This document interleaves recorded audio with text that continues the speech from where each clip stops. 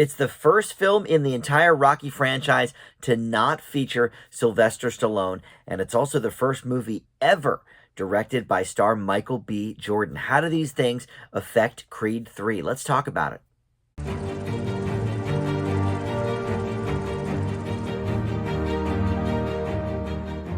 Hey guys, Dan here. This is Dan Reviews It. Welcome to my spoiler-free review for Creed 3. This is in theaters right now, and it is technically the 9th film in the Rocky franchise, but I think it's safe to say after this one that Michael B. Jordan and the Adonis Creed character have sort of really forged their own kind of film franchise as well, separate from the Rocky universe, even though it's all sort of, in the same vein.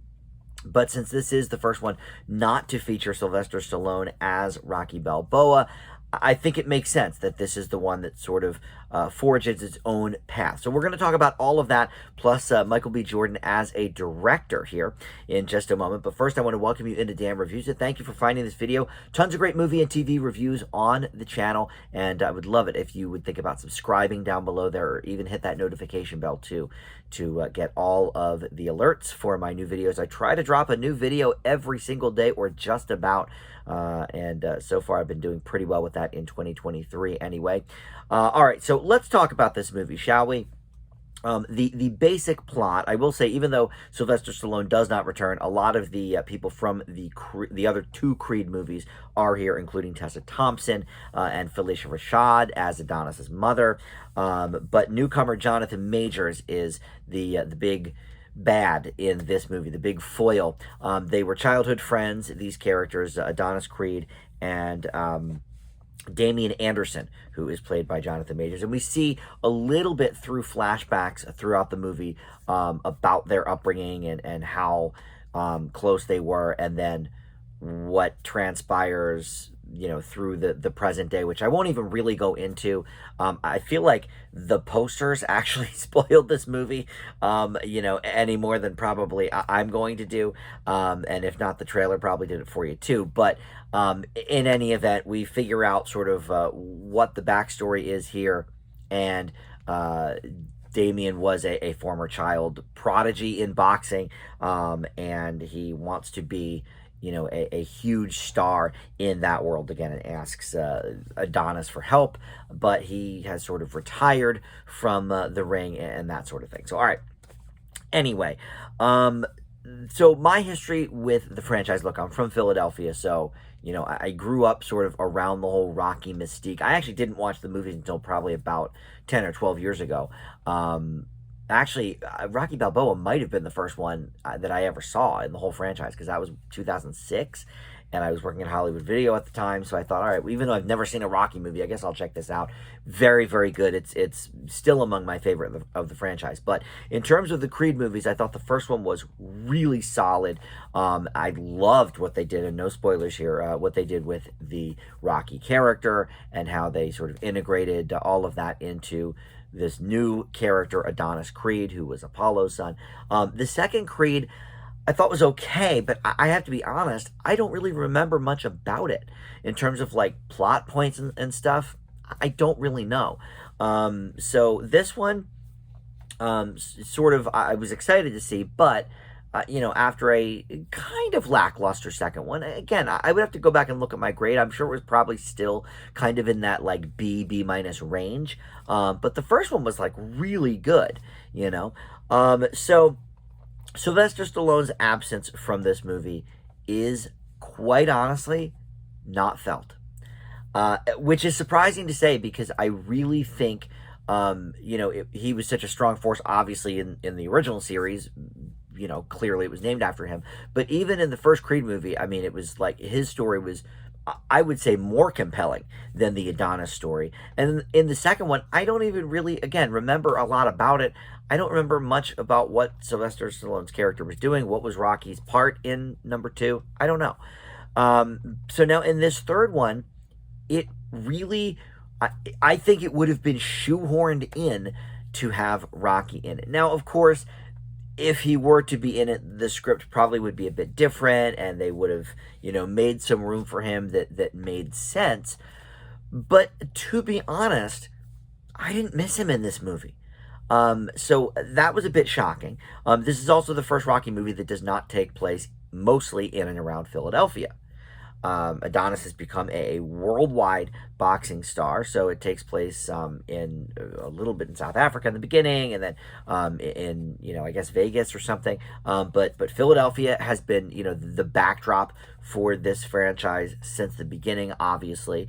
But that didn't really matter much either. Like this movie really carved out its own niche from the rest of the franchise. You could watch this movie and probably not know anything about Rocky and still be able to appreciate it, which I think is a good sign about how strong the script is here, how much of an independent character they have made Adonis and the people surrounding him too. His wife played by Tessa Thompson, like I mentioned, the mother played by Felicia Rashad. So all right, so there's that stuff, right? All of that bodes well for this movie. But then you've got Michael B. Jordan in his directorial debut here, and he is nailing it.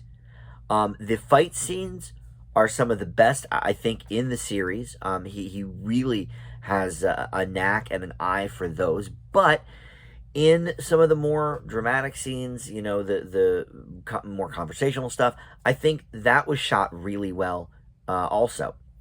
Now, the whole reliance on some flashbacks here or there, I could sort of give or take that because they're dispersed throughout the movie. We maybe could have gotten just one or two up front, but it's when he's sort of revealing bits and pieces of his past to his wife or other people around him, including his mother and stuff like that. So it does kind of make sense in the moment that, all right, let's just get these little nuggets of information as some of the other characters are receiving them as well. So for him to be starring in this and to be shooting it, it's easy.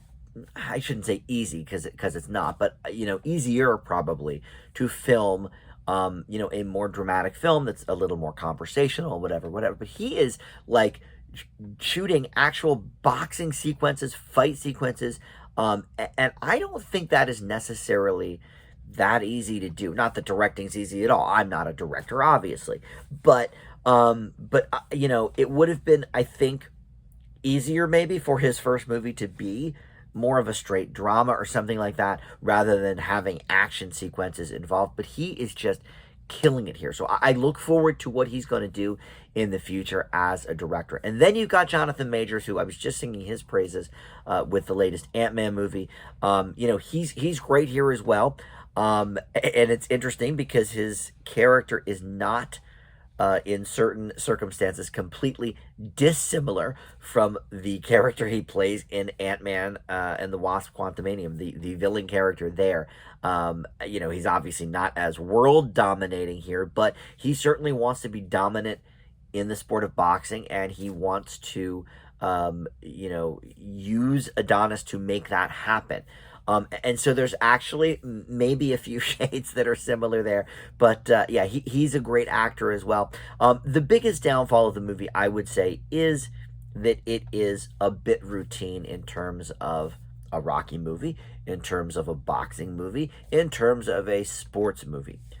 But I don't actually think that hampers the ability of the movie to succeed in what it's trying to do. And it's a tight, hour and 55 minutes. It is not dragged out at all. In fact, I thought the final, showdown could have even been longer. It's one of the shortest, probably, big fights, big final battles of the whole franchise. I would have to go back and time them all. But, it seemed to just kind of fly by. And on top of that, you've got the montages. There's two big montages. There's actually one big montage and then a much smaller montage. But they're pumping the montages yet again. So look, this is certainly not the best of the series, but it's I think quite the step up from Creed 2. I teetered on this one between a B plus and an A minus. I haven't given anything in the A range this entire year so far. I think this is movie number 19 that I've seen for the year, and so far the highest grade is a B plus. So you know what? I think it does so many things right. And for a movie that is a little bit routine, it does have a few faults. I think it still gets a lot of things right, and that directing from Michael B. Jordan, I hope that we get more from him in that vein before too long, because he's really, really good at it, if this movie is any indication. So yeah, I'm going to leave Creed 3 with an A minus. Again, it's on probably the lower end of the A minuses. When I do my year-end rankings, it's probably going to be closer to a B plus. But you know what? I'm willing to say it is so far this year the best movie I've seen. All right, thanks for watching. We'll see you next time on Dan Reviews It. Bye.